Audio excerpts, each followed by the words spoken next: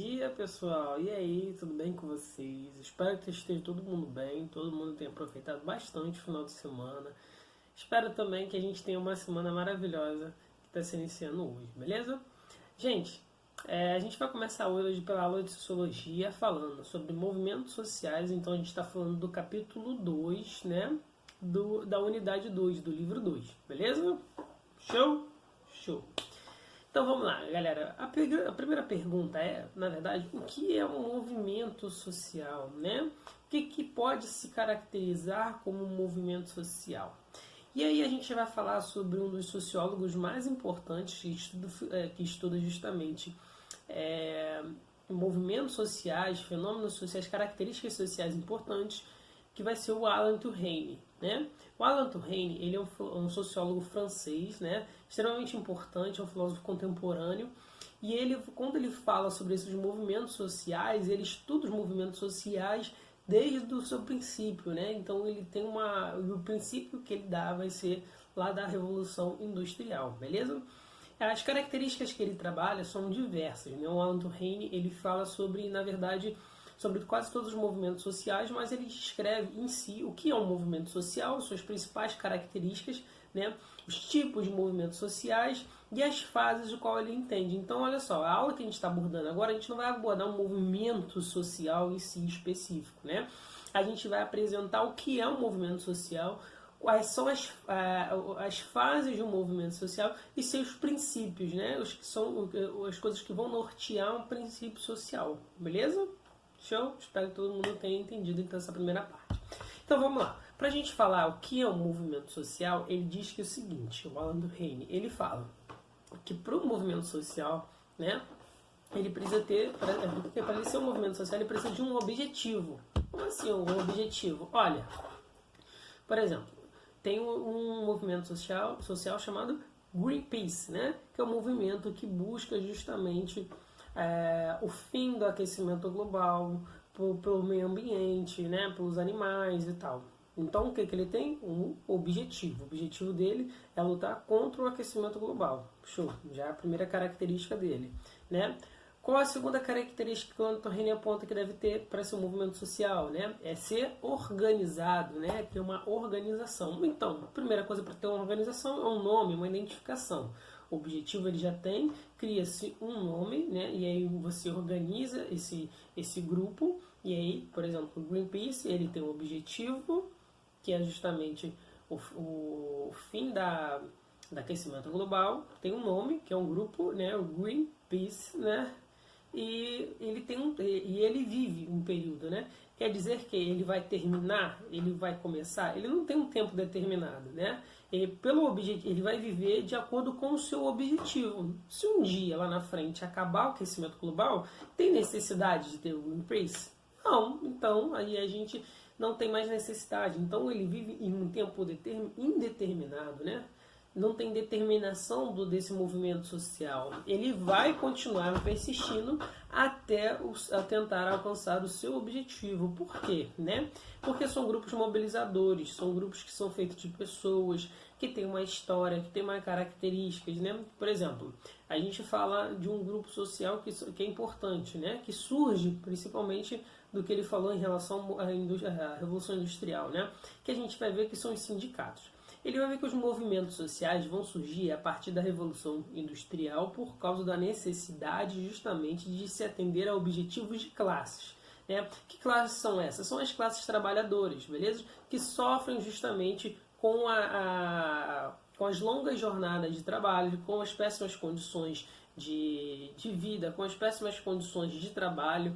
Né? Então, ele observa esse momento da história, né? Ele faz uma leitura também através disso das ideias do Marx, né, da ideia de guerra de classes, mas ele entende que esse movimento social vai além um pouco dessa ideia de luta de classe, né, que ele se estende a todos os grupos. Então, qual é a grande questão? Né? O sindicato é um grande exemplo disso. Por quê? Né? Ele tem um objetivo para os trabalhadores, ele também é organizado, né? Justamente por isso que ele se chama sindicato, né? E aí se organiza através como? Você tem o sindicato da educação, o sindicato dos médicos, o sindicato dos engenheiros, né? Então todos esses sindicatos são organizados. Ele tem um tempo determinado? Não, ele é indeterminado, porque ele vai existir enquanto houver engenheiros trabalhando, enquanto tiver professores trabalhando, né?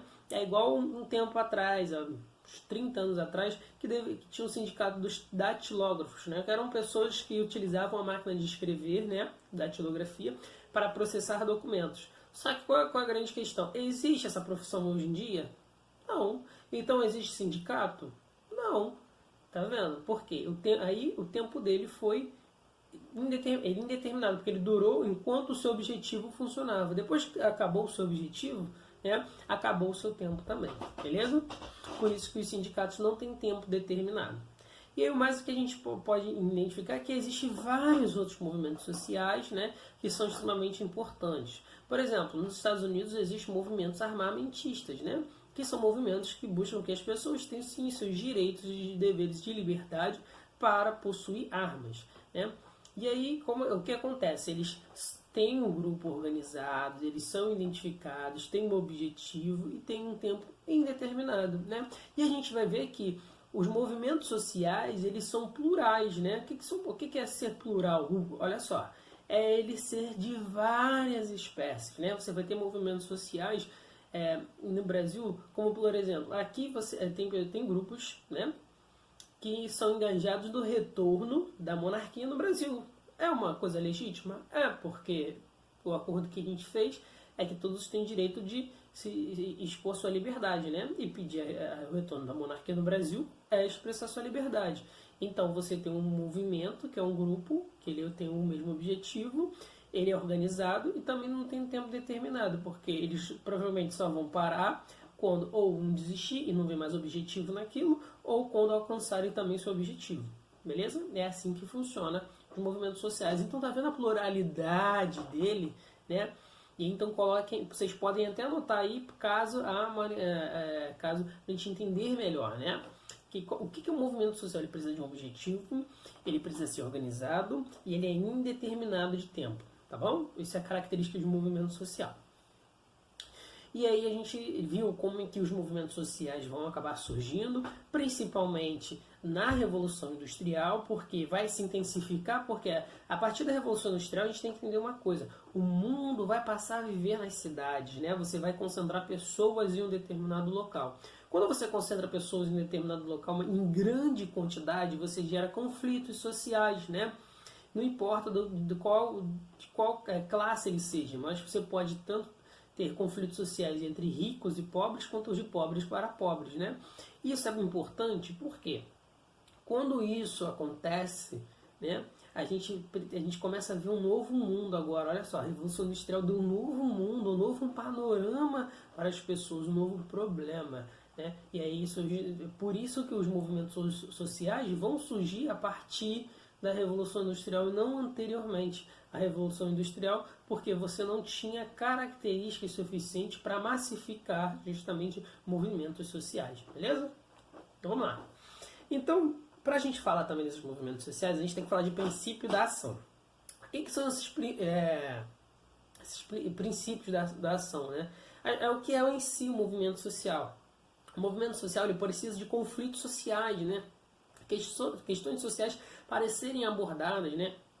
Questões ali que estão no entorno do problema social. Então, por exemplo, se a gente fala de violência, então vai surgir grupos, se é uma sociedade violenta, certo? É uma sociedade que tem problemas principalmente de violência. Então vão surgir grupos, né, movimentos sociais contra a violência, né? Então isso é questão do conflito de grupos, né? Conflito de choques sociais, né? É o que vai gerar justamente, é o que vai ser o principal gerador dos movimentos sociais, né? E aí se você vai ter esses conflitos, você também tem que ter as caracterizações motivacionais, né? O que vai motivar? Então ele também vai falar que você precisa dessa identidade, né, identificação que a gente falou, de ter um objetivo, as ideias de oposição, que você precisa necessariamente ter um grupo de oposição, porque o que a gente falou? Se o problema é violência, então eu preciso de alguém que sofre e alguém que pratique a violência, beleza?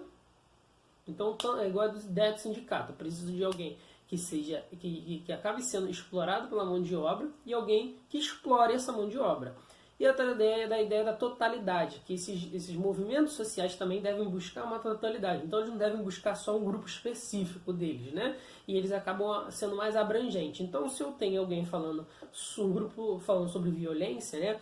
Então, olha só, eu não posso falar sobre só violência no Rio de Janeiro, né? E aí esses movimentos acabam se integrando e se expandindo. Então eu falo sobre violência em São Paulo, no Espírito Santo, na Bahia, no Brasil inteiro, né? Então, olha só, tá vendo como os movimentos sociais, eles são enganjados, eles são importantes, eles têm uma características fundamentais, assim também como, por exemplo, a questão que tem hoje em dia falando da cloroquina, né?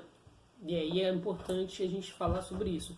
Pode ter grupos sociais que defendem, sim, que têm os mesmos objetivos, os mesmos interesses. E em contrapartida, você vai ter uma oposição. Se você não tem um grupo, né, que apoia justamente, você precisa de um outro grupo que nega, beleza? E essa é uma das características de movimentos sociais, né, do entendimento de oposição, da ideia de totalidade.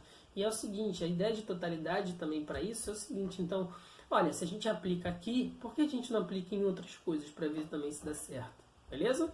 E aí a gente vai expandindo essa mentalidade. É isso que são as principais características, né, desses movimentos sociais. E aí, para a gente não alongar muito esse vídeo, para chegar nas partes mais finais, né, a gente vai falar também sobre tipos de movimentos sociais. O que são esses tipos de movimentos sociais, Hugo? Olha só, como eu falei para vocês, né, o movimento social ele é plural, então ele pode vir de vários grupos sociais. Porém, né, você tem questões importantes, né, desses grupos sociais. Por exemplo, movimentos conservadores, movimentos reformistas, movimentos revolucionários. Então, esses são os tipos de movimentos que você pode ter. Agora, o que é o movimento conservador? Esse movimento conservador ele vai justamente tentar manter as características de um grupo social, entendeu? Por exemplo, o que é você se conservar? É você cuidar, é você querer, você não querer a mudança daquele seu conjunto social. Então, por exemplo, se você tem ideias de uma sociedade muito religiosa, né, uma sociedade que a gente fala que são características conservadoras, eles não vão querer que seus hábitos mudem, né? Então, por exemplo, se a gente tem um culto ao domingo, esse grupo social que vai ao grupo ao domingo não vai querer que esse culto seja modificado para o sábado. Por quê? A ideia desses... Eles vão lá protestar, né? Vão querer lutar porque querem manter justamente os seus cultos no domingo. Porque é uma característica cultural, uma característica de movimento, uma característica histórica. E aí é justamente um movimento conservador, que é para manter aquilo. Outro tipo de movimento é o movimento reformista, né? Eles entendem o quê? O reformismo, ele entende que há uma necessidade gradual de mudança, certo? Mas como é que é isso, né? Olha só, basicamente é assim, é como se o mundo todo tivesse mudado, né? E aí você está aqui parado, sem fazer nada, e todo mundo mudou. E o que você começa a fazer? Você está ali meio que deslocado, né? Em relação ao que há no mundo. Então o que você começa a fazer? Você começa a fazer pequenas alterações para se encaixar no que há no resto do mundo. E aí você vai fazendo pequenas reformas, né? Mudanças. Então são pequenas mudanças de nível de comportamento. Então você tem movimentos reformistas. Movimentos para quê? Para fazer algumas... Você não precisa mudar tudo. Você muda casos pontualmente, né? E aí por isso que é conhecido de reformismo. E aí você, em relação tanto ao reformismo quanto ao movimento conservador, você tem o contraponto dele, que vai ser o movimento revolucionário, que esse sim vai querer fazer uma transformação geral de tudo o que tinha, principalmente do passado. Então, se você tem uma monarquia, a gente muda para uma república. Se você tem uma república, você pode mudar para um comunismo soviético. Se você tem um comunismo soviético, você pode mudar para uma democracia liberal, né, capitalista. Então, olha só, o revolucionário ele quer fazer uma transformação geral, beleza? E não como gradual, como reformista, não como a do conservador. Já ser um movimento progressista, né? E aí, assim, essas siglas que a gente está falando são importantes. O movimento progressista, né, é justamente fazer mudanças, né? Mudanças mesmo em pontos importantes, né? No ponto de progredir uma sociedade. Então, Pô, qual a diferença disso do reformista, né? Que o reformista também não é isso. O reformista ele faz mudanças graduais ao longo do tempo, né? O progressista não, ele entende que você pode fazer uma mudança, né, mais genérica em algo, né, que vai beneficiar a sociedade lá na frente, né, que é um benefício para todos. Então eu posso, se eu tenho um problema na questão da saúde, eu posso mudar só esse ponto todo aqui da saúde, né, e vamos mudar logo, e a gente já muda aqui, né? Então por quê? É o seguinte, a gente mantém uma organização que tem atrás, muda aonde é mais importante, né? Então o progressismo vai ser mais pontual e aí vai transformar tudo aquilo ali e vai modificar para uma outro modo, certo? Mas mantendo uma outra estrutura, sabendo que o progresso por si vai ser benéfico para a sociedade, beleza?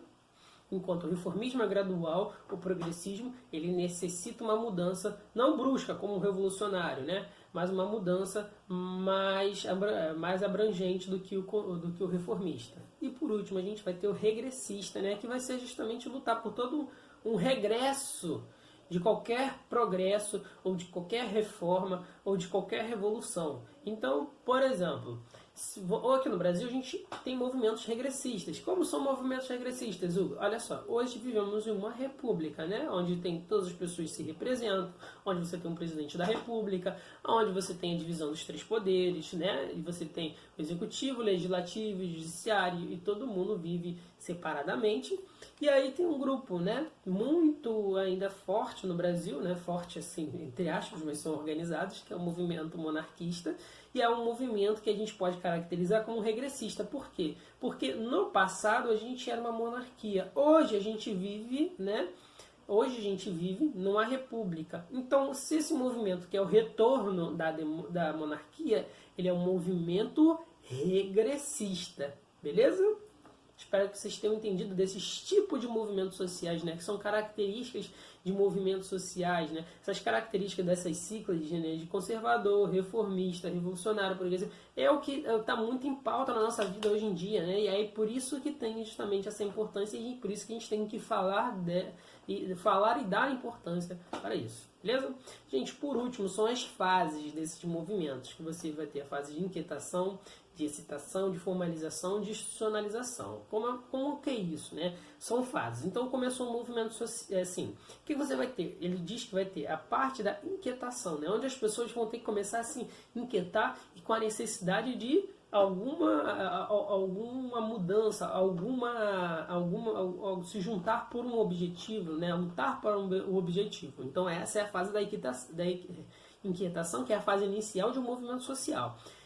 A segunda fase, né, vai ser a fase da excitação, onde as pessoas vão começar a pegar nas bandeiras, né, vão começar a se expressar. Essa é a fase da excitação, onde todos começam, né, a se exaltar, onde as pessoas começam a falar, começar a se expressar em relação aos seus principais objetivos. A outra vai ser a formalização, que vai ser justamente, né, a organização de um movimento social. Então, olha só, agora a gente vai se formalizar, né? A gente se formalizou bonitinho, agora a gente está lá bonitinho, a gente tem um nome, a gente tem um grupo, a gente tem uma quantidade de pessoas que faz parte dessa organização social, desse movimento, beleza? E outro é a institucionalização, é quando ele já ganha um papel de destaque na sociedade e também no Estado, beleza? Para quê? Para poder manter as suas lutas, as suas pautas, né? O melhor exemplo disso é o sindicato. Por quê? Você tem a inquietação, as pessoas estavam sofrendo justamente com a Revolução Industrial, né, sofrendo as pressões principalmente das fábricas. E aí tem o momento das greves, que é a excitação, a formalização é a criação do sindicato, e hoje em dia você tem a institucionalização do sindicato, porque ele praticamente está lá. Você pode procurar o sindicato que ele está institucionalizado justamente, com o CNPJ bonitinho, faz parte das unidades do Estado, beleza? Gente, espero que vocês tenham entendido, não quero estender muito esse vídeo, beleza? Qualquer dúvida pode tirar aqui que eu atendo vocês, beleza? Forte abraço!